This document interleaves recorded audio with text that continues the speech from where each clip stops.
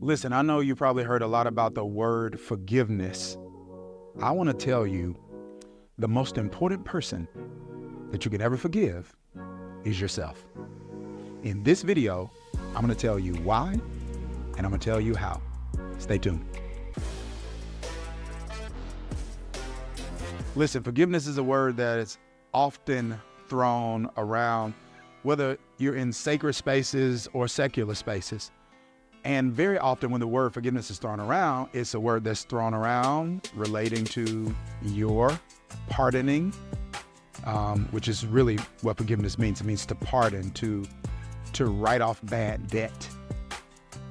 Because you realize and recognize that what someone took from you, they could never pay you back. So even if they stole money from you, they can give money back, but they can't give you time back. They can't give you sleepless nights back. They can't give you the inconvenience. So when you forgive a person, you are writing that offense off as bad debt, because you're realizing and recognizing that me holding this grudge changes nothing about you, but it changes everything about me. So it's important to understand and to practice forgiveness when it comes to other people. But the most important person you'll ever forgive, and very often the hardest person to forgive, is yourself. Here it is. I think many of us can look at seasons and situations in our life where we can see decisions and choices that we made or did not make, because sometimes sometimes not deciding is a decision. But we can look at seasons and situations in our life and see where something we decided or didn't decide caused some damage to our own life. We've damaged our own dreams. We've contributed to our own chaos and calamity.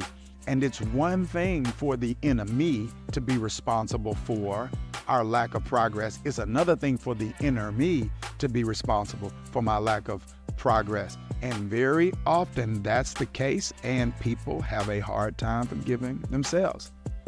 But we not only have a hard time forgiving ourselves for what we did to us, but also there are times where we have a hard time forgiving ourselves because of what we did to others.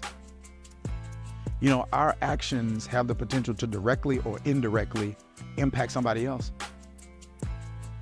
And when we damage or hurt or injure or negatively impact somebody we love, it's hard for that guilt and that shame to leave us. Maybe you watching this and you were the present-absent father, where you were in the home, but you were so focused on, as you should be to a degree, providing and protecting, that you were so zapped and drained of energy that you were physically present, but you couldn't be emotionally present. By the way, I've been there. I know what that feels like. And now you look up and you see there's a whole season of your child's childhood that's a blur to you. And you know you can't recapture that season. And you feel like there's some things they needed to get from you that they couldn't get. And maybe you're dealing with a lack of forgiveness. You. Or maybe you're a mom and maybe you feel like I had my child while I was still growing up too. I'm not saying necessarily a teenage pregnancy or anything like that, but it is possible to give birth to a child who's growing while you're growing up at the same time. And as a result of that, you weren't maybe the best version of yourself. And therefore, you did some damage to the one that you love the most. And you're having a hard time forgiving yourself for that. Maybe you made some career choices where there was a season of your life where you look back and you say, man, I squandered that season. That if I had managed that season differently, I would be further along than I am right now. I would have more that I have right now. But now I'm in a season where I feel like I'm too old to start over, but I'm too young to quit. I'm frustrated. And you're having a hard time forgiving yourself. I've been there. I know what that feels like. But here's what I want you to know. You can't keep revisiting what you can't revise. Listen, when you get better spiritually, everything get better. Spiritual life is not the only important part of your life. It is the most important part of your life because it affects every other part that's important. But you don't get stronger spiritually accidentally. It takes intentionality.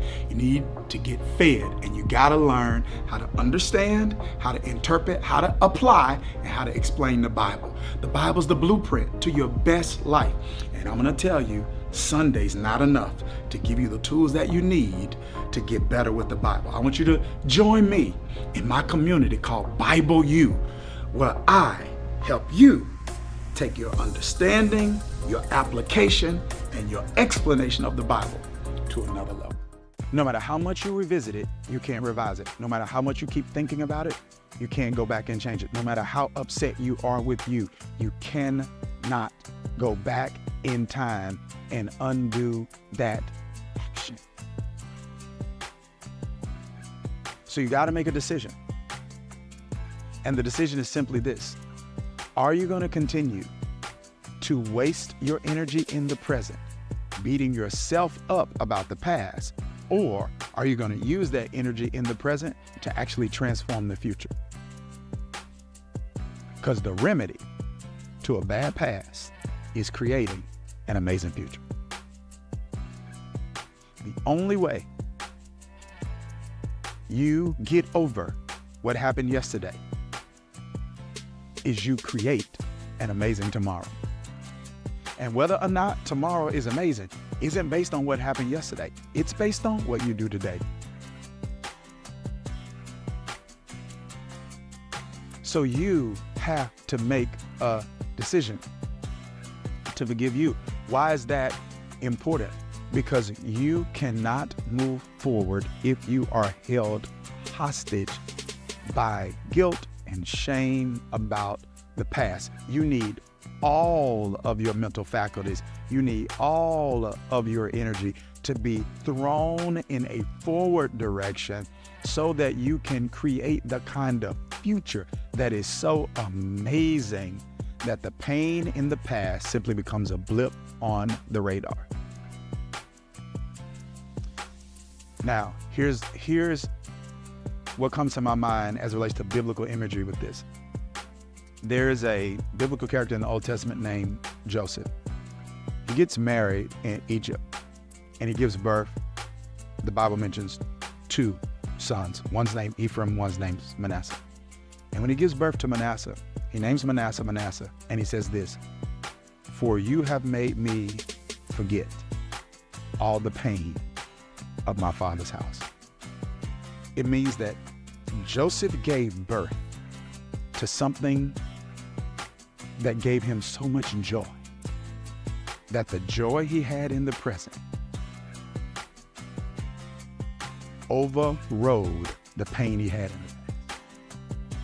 He literally looked at what he had produced in Ephraim and Manasseh and said, "You bring me so much joy that I forget." What does it mean? It doesn't mean he forgot he was in pain. It says, "I forget the pain." So here's what I mean.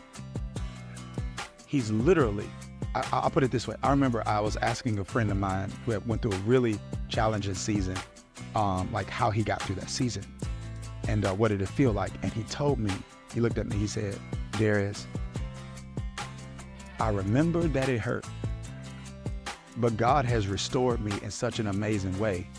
I can't remember what it felt like."